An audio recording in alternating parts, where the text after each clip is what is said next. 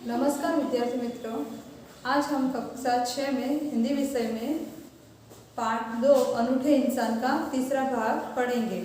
उसमें आज हम व्याकरण विभाग देखेंगे। हमने पाठ में देखा कि अनूठा इंसान अनूठा कब कहलाता है। पहला था नेपोलियन का प्रसंग और दूसरा था सच्चा दान। सच्चा दान में कौमुदी नाम की एक लड़की जो थी वह उसका काम एकदम अनूठा था, इसीलिए उसका प्रसंग दिया था गांधी जी के जीवन प्रसंग में। यह पाठ तो पूरा हो गया, लेकिन उसके आगे का जो है व्याकरण विभाग वह हम आज देखेंगे। आपकी किताब में पेज नंबर 9 उसमें है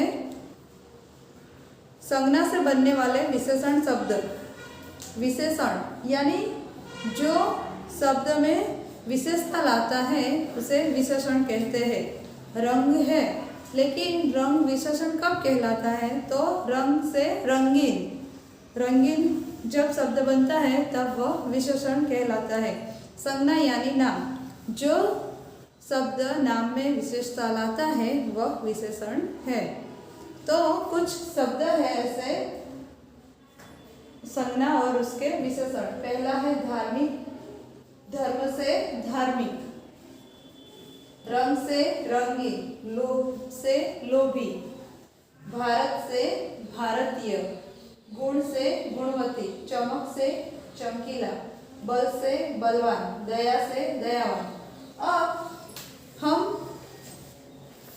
इसके वाक्य बनाएंगे। धर्म से धार्मिक, तो वाक्य क्या बनेगा? इसका शब्द प्रयोग करना हो, वाक्य में शब्द प्रयोग करना हो तो क्या बनेगा?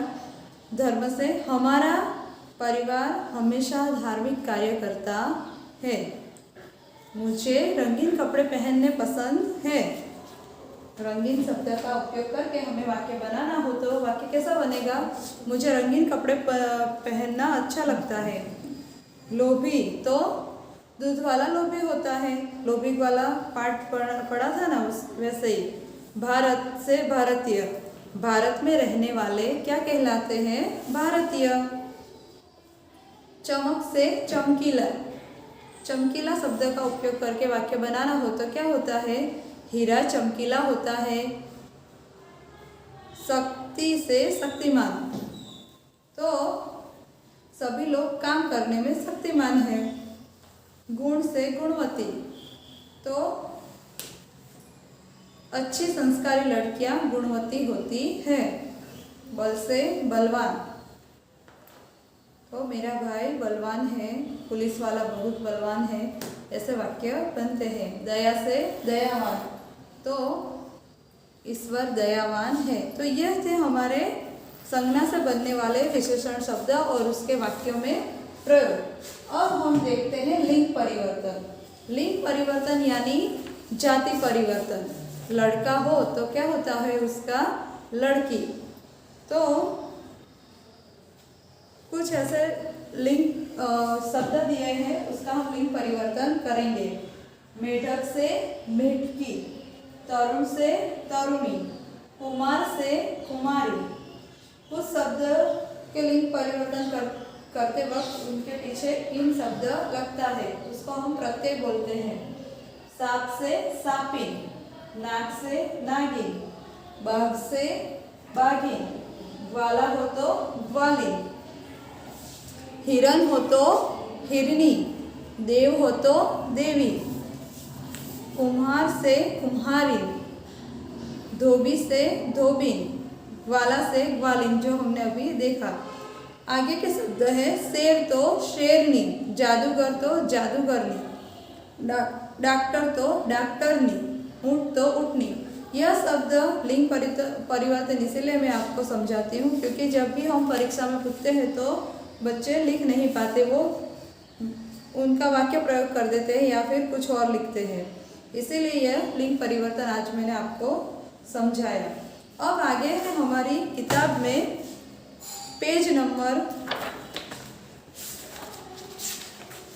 11 जिसमें कहावतें दी गई है। कहावतों का प्रयोग कब होता है? जब कोई वाक्य कोई बातचीत करता है उस बात को ज़्यादा समर्थन देने के लिए, ज़्यादा अच्छी तरह बोलने के लिए, समझाने के लिए कुछ विशेष वाक्य उसमें रखते हैं, तो उससे क्या होता है, हमें ज़्यादा समझ आता है। इन कहावतों को पढ़ने से पता चलता है कि इनमें से शाब्दिक अर्थ नहीं है बल्कि कुछ विशेष अर्थ भी प्रकट होते हैं। कहावत का पूर्ण वाक्य में स्वतंत्र रूप से प्रयोग किया जाता है। कोई भी वाक्य हम बोलते हैं उसमें कहावतों का स्वतंत्र रूप से प्रयोग होता है। कहावतों का प्रयोग किस लिए होता है? किसी बात को समर्थन या खंडन करने के लिए किया जाता है। ऐसी कुछ कहावतें आज हम देखेंगे। पहली है, आए थे हरिभजन को ओटन लगे कपास। आए थे हरिभजन को, आए थे कुछ अच्छा काम करने के लिए, लेकिन जब हम कोई महत्वहीन काम में लग जाते हैं तब यह ऐसे कहते हैं कि भजन करने के लिए आए और कपास को ओटन लगे। तुम इसका वाक्य प्रयोग इसे ऐसा होता है, तुम छात्रावास में इसीलिए भेजा था कि तुम परीक्षा में प्रथम आ सको, पर तुमने तो यहाँ जाकर रहकर बेकार की बातों में समय बर्बाद कर दिया। इसे कहते हैं आए थे हरिभजन को ओटन लगे कपास। अच्छा काम छोड़कर महत्वहीन काम में लग जाना।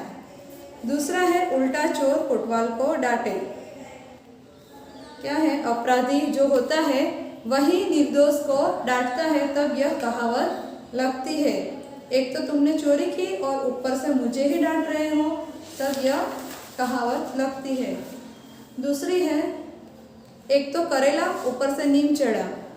एक तो हमें कोई दुर्गुण होता ही है, दोष होता ही है, और ऊपर से दूसरा दुर्गुण उसमें मिल जाता है, तब यह कहते हैं कि एक तो करेला ऊपर से नीम चढ़ा। एक तो शराबी था ही और ऊपर से उसमें उसको जुए की लत लग गई, तो कहते हैं एक तो करेला ऊपर से नीम चढ़ा।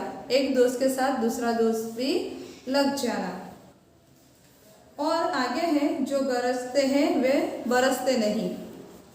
जो कहते हैं, बड़ी बड़ी बातें करते हैं पर वो काम नहीं करते, तब यह कहावत लगती है कि जो गरजते हैं वे बरसते नहीं, अर्थात जो डींग मारते हैं वे काम नहीं करते।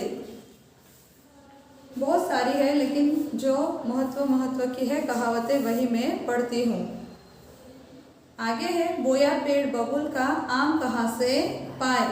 सारे साल तो तुमने पढ़ाई नहीं की, अब उत्तीर्ण होने के लिए सपने देख रहे हो, यह संभव नहीं है। तो कहते हैं ना कि बोया पेड़ बबुल का आम कहाँ से आए। बुरे काम का फल अच्छा नहीं मिल सकता।